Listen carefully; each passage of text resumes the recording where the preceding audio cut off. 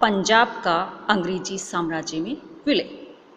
आज हम अध्ययन करेंगे कि आखिर किस प्रकार से पंजाब का अंग्रेजी साम्राज्य में विलय हुआ था और इसके लिए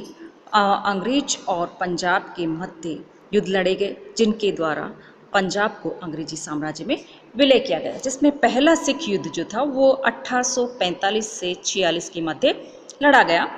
27 जून 1839 को रणजीत सिंह की मृत्यु हो गई थी और रणजीत सिंह की मृत्यु के साथ ही कहा जाता है कि केंद्रीय शासन का प्रभाव जो था वो धीरे धीरे कमजोर होने लगा,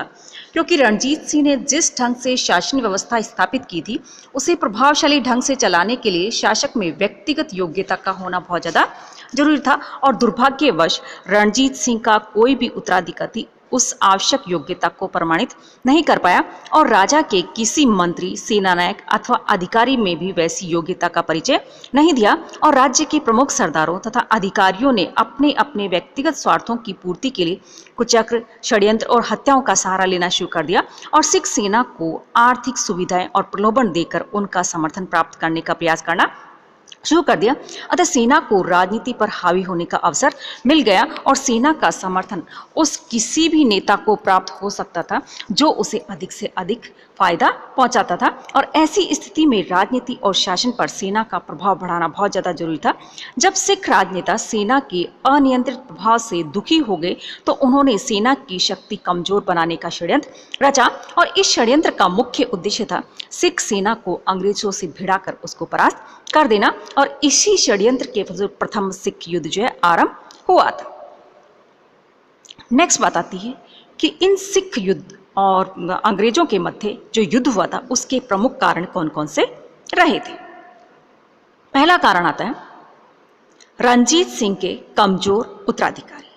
कि रणजीत सिंह के 7 पुत्र थे और उनमें से प्रत्येक महाराजा बनने का स्वप्न देखता था, अर्थात प्रत्येक पुत्र जो था वो राजा बनने की सोच रहा था और रणजीत सिंह की मृत्यु के बाद उसका सबसे बड़ा पुत्र खड़ग सिंह गद्दी पर बैठा। यद्यपि उसके भाई शेर सिंह ने अंग्रेजों के साथ में सांठगांठ करके गद्दी प्राप्त करने का प्रयत्न शुरू किया। खड़ग सिंह कहा जाता है कि एक अयोग्य और विलासी व्यक्ति था, इसीलिए उसने शासन संबंधी कार्यों में कभी भी रुचि नहीं ली थी, परंतु खड़ग सिंह का युवा पुत्र नौनिहाल सिंह योग्य और महत्वाकांक्षी व्यक्ति था और उसने शीघ्र ही शासन की संपूर्ण बागडोर जो थी वो अपने हाथ में ले ली। वह सिख राज्य में डोगरा सरदारों के प्रभाव को समाप्त करना चाहता था, क्योंकि उसके अनुसार वे शेर सिंह के समर्थक थे और नवंबर 1840 ईस्वी में खड़ग सिंह की मृत्यु हो गई और उसके दाह संस्कार से लौटते समय एक दर्दनाक घटना हुई और उसका लड़का नौनिहाल घायल होकर कहा जाता कि उसी रात मर गया और कुछ विद्वानों का यह भी मानना है कि यह दुर्घटना डोगरा सरदार गुलाब सिंह के षड्यंत्र का परिणाम थी।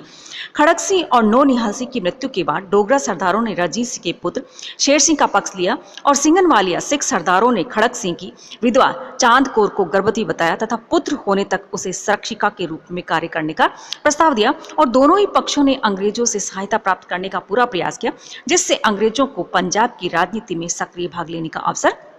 मिल गया। उन्होंने शेरसिंह को अपना गुप्त समर्थन दिया और शेरसिंह ने सेना के एक भाग को अधिक वेतन का लालच देकर अपनी ओर मिलाया और उसकी सहायता से लाहौर पर अधिकार कर लिया और गद्दी पर बैठ गया। शेरसिंह ने सेना को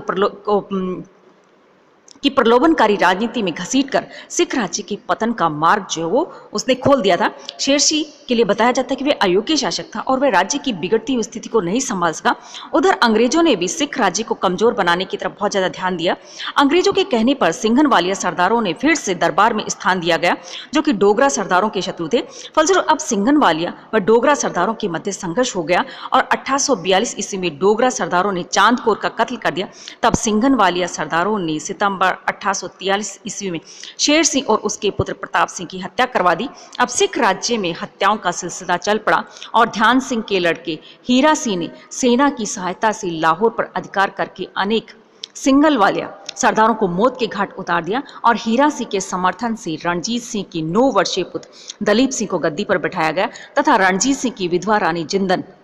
को दलीप सिंह की संरक्षिका बनाया गया और कुछ दिनों तक तो रानी और हीरा सिंह के संबंध बहुत अच्छे रहे, परंतु रानी का चरित्र कहा जाता कि संदेहपूर्ण था और सरदार लाल सिंह के साथ उसकी प्रेम की चर्चा का विषय बन गई और अब रानी जिंदन शासन में हीरा सिंह का प्रभाव समाप्त करना चाहती थी। इसीलिए उसने 21 दिसंबर 1844 को हीरा सिंह की हत्या करवा दी और अब शासन की बागडोर रानी के भाई और वजीर जवाहर सिंह तथा रानी के प्रेमी लाल सिंह के हाथों में पूरी तरह से आ गई, परंतु उन दोनों में इतनी योग्यता नहीं थी कि वे राज्य की बिगड़ती हुई स्थिति को फिर से सुधार सके, और रणजीत सिंह के कमजोर एवं अयोग्य उत्तराधिकारियों के कारण राज्य की शक्ति और समृद्धि धीरे धीरे समाप्त होती जा रही थी, और उधर अंग्रेज पंजाब को हथियाने के लिए तैयार बैठे थे।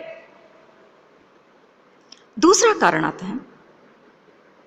सरदारों का आपसी संघर्ष, कि सिख राज्य की बिगड़ती हुई स्थिति के लिए राज्य के प्रमुख सरदारों का आपसी आत्मघातक संघर्ष और सेना का बढ़ता उपद्रव काफी अंश तक जिम्मेदार बताया जाता है कि रणजीत सिंह की मृत्यु के बाद राज्य में जम्मू के डोगरा राजपूत सरदारों और सिंगनवालिया सिख सरदारों का महत्व बढ़ गया था, परंतु ये दोनों एक दूसरे के विरोधी थे और एक दूसरे के बढ़ते हुए प्रभाव को समाप्त करना चाहते थे। डोगरा राजपूतों का नेतृत्व 3 भाइयों ध्यान सिंह, सुचेत सिंह और गुलाब सिंह के हाथों में था, और सतलज से लेकर कश्मीर तक के क्षेत्र डोगरा के अधिकार में था, और उन्होंने अपनी शक्तिशाली सेना संगठित कर ली, और इसमें भी ध्यान सिंह काफी चतुर और पराक्रमी था, और रणजीत सिंह ने उसे अपना वजीर बनाया था, और अपनी मृत्यु से पूर्व रणजीत सिंह उसे अपने पुत्र खड़ग सिंह का वजीर तथा प्रमुख सलाहकार बनाकर गया था, और सिंगनवालिया सरदारों का नेतृत्व अजीत सिंह और अत्तर सिंह के हाथों में था, और उनके पास भी विस्तृत जागीर थी, परंतु सेना में उसका विशेष प्रभाव नहीं था। 1845 ईस्वी में उन्होंने महाराजा शेर सिंह और उसके पुत्र प्रताप सिंह तथा वजीर ध्यान सिंह को मौत के घाट उतारकर शासन की बागडोर अपने हाथ में लेने का प्रयास किया, किंतु ध्यान सिंह के लड़के हीरा सिंह ने उनकी योजना को फेल कर दिया और स्वयं वजीर बन गया, और वजीर बनने के बाद हीरा सिंह ने सिंगनवालिया सरदारों से अपने पिता की हत्या का बदला ले लिया। फलस्वरूप अजीत सिंह, लहन सिंह और लगभग 600 सिंगनवालिया समर्थकों को मौत के घाट उतार दिया गया। इस प्रकार से सरदारों के आपसी संघर्ष के परिणाम स्वरूप ही अनेक योग्य नेताओं को अपने प्राणों से हाथ धोना पड़ा, और 1844 में हीरा सिंह जो उसकी भी मृत्यु हत्या कर दी गई। तो इस प्रकार से सरदारों का आपसी संघर्ष ही उनके लिए खतरनाक साबित हुआ था। तीसरा बिंदु आता है सिख सेना का राजनीति में प्रवेश, कि महाराज रणजीत सिंह के शासनकाल में सिख सेना अपने शासक के प्रति निष्ठावान रही, परंतु उसके कमजोर उत्तराधिकारियों के शासनकाल में सिख सेना प्रशासन पर हावी होती चली गई, और शेर सिंह से लेकर दलीप सिंह तक सभी महाराजाओं, मंत्रियों और सरदारों ने अपनी स्थिति और सत्ता को बनाए रखने के लिए सेना का सहयोग प्राप्त करने के लिए जी तोड़ प्रयत्न किया, और सहयोग की ऊंची कीमत चुकाने का आश्वासन भी दिया। परिणाम ये निकला कि अब सेना का समर्थन उसी को मिलने लगा जो उसे अधिक से अधिक कीमत चुका सकता था या चुकाने का आश्वासन दे सकता था। 1841 ईस्वी में जब सिखों को ये बात की जानकारी मिली कि अंग्रेज सतलज पार करने की योजना बना रहे हैं, तो महाराजा शेर सिंह घबरा गया, और उसने सेना के प्रत्येक यूनिट से 2-2 प्रतिनिधियों को बुलाकर उनसे सलाह मशवरा शुरू किया, कि यहीं से शासन पर सेना का प्रभाव बढ़ने लगा, और अब स्वयं सेना ने अपनी एक खालसा पंचायत बना ली और उसी के द्वारा अपने निर्णय स्वयं करने लगी, और इससे सेना पर महाराज और उसके मंत्रियों का प्रभाव समाप्त हो गया और सेना ही शासन का प्रमुख स्तंभ बन गई। दुर्भाग्यवश अधिकांश योग्य सेनानायक जैसे मुखम सिंह, दीवानचंद, रामदयाल, हरि सिंह, नलवा आदि का देहांत महाराजा रणजीत सिंह के शासनकाल में हो गया था, और अब जो सेनानायक बचे थे उनमें राज्य के प्रति निष्ठा और ईमानदारी जो उसका बहुत अभाव था, परंतु युद्ध कौशल एवं योग्यता का भी अभाव था, और रानी जिंदल तथा उसके समर्थक सरदारों को सेना का प्रभाव बिल्कुल भी पसंद नहीं था, और उन्होंने सेना की शक्ति को नष्ट करने का फैसला ले लिया। परिणाम स्वरूप उन्हें सतलज पार करने को उकसाया गया और सिख युद्ध की शुरुआत हो गई। चौथा बिंदु आता है अंग्रेजों की नीति,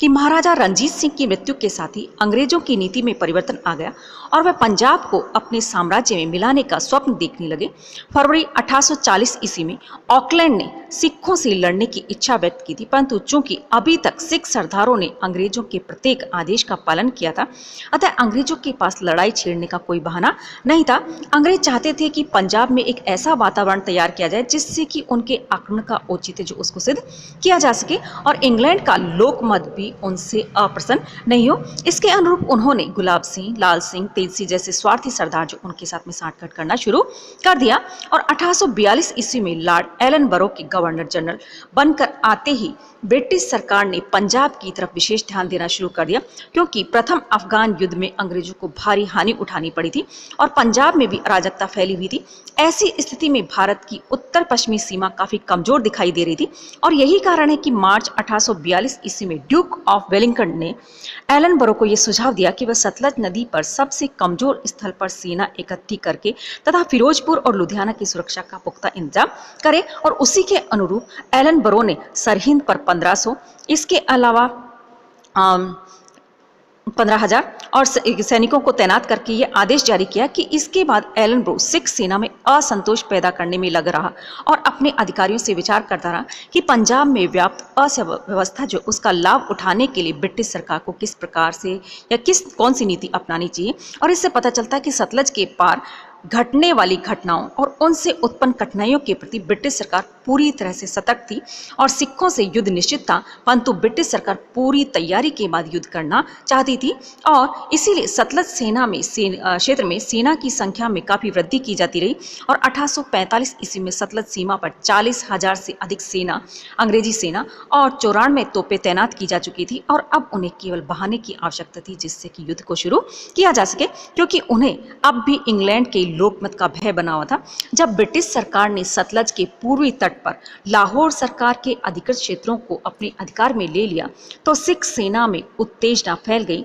और सिख सेना को भड़काने में लाल सिंह और तेज सिंह जैसे नेताओं, सिख तोपखाने का संचालक कैप्टन गार्डन जो कि गुप्त रूप से अंग्रेजों से मिला हुआ था और ब्रिटिश एजेंट ब्रॉडफुट ने भी महत्वपूर्ण भूमिका अदा की थी। और फरवरी 1845 ईस्वी में जब सिंधु नदी के द्वारा सैनिक नावों का एक शक्तिशाली बेड़ा फिरोजपुर पहुंच गया तो सिख सेना का संयम जाता रहा।